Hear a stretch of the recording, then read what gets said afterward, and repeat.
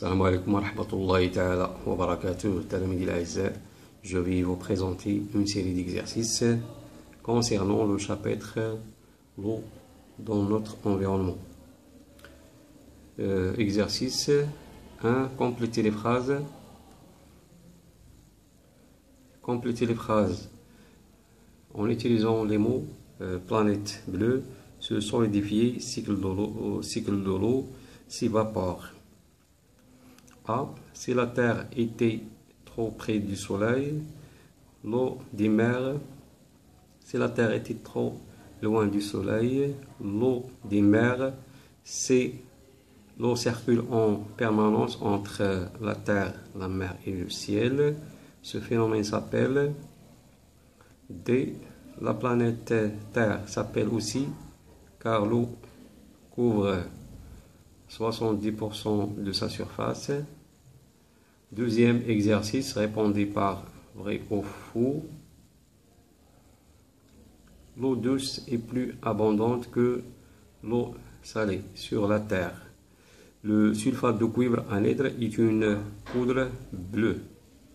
C. Anhydre signifie ne contient pas d'eau. D. Pour détecter la présence de l'eau, on utilise le sulfate de cuivre anhydre. Indiquer l'état physique de l'eau. Complétez le tableau ci-dessous. Eau de mer, c'est un liquide. Glacier, brouillard, neige, vapeur d'eau, grêle. Donc, le quatrième exercice, masse d'eau contenue dans le sulfate de cuivre hydraté. Lorsqu'on chauffe 25 g de sulfate de cuivre hydraté, on obtient 16 g d'une poudre blanche.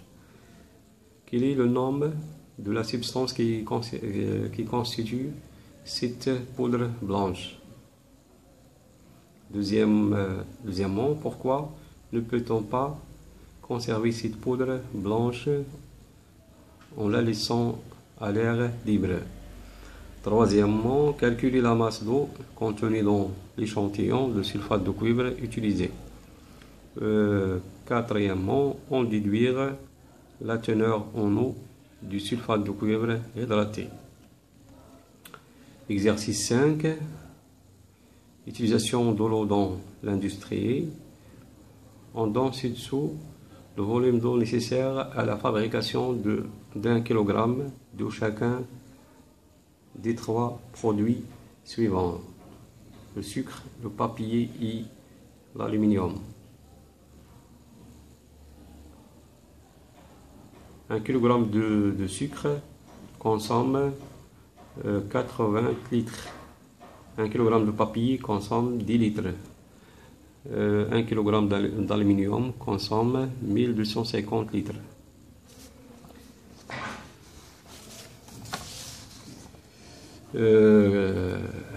Premièrement, calcule le volume d'eau total nécessaire pour fabriquer 10 kg de chacun des trois produits. Deuxièmement, en supposant que l'on puisse recycler 50% de l'eau nécessaire à la fabrication de 10 kg de chaque produit. Déterminer le volume d'eau économisé.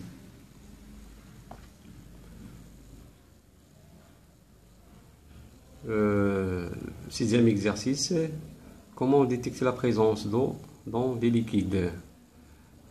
1. Donner le nom de la substance chimique utilisée pour détecter la présence d'eau.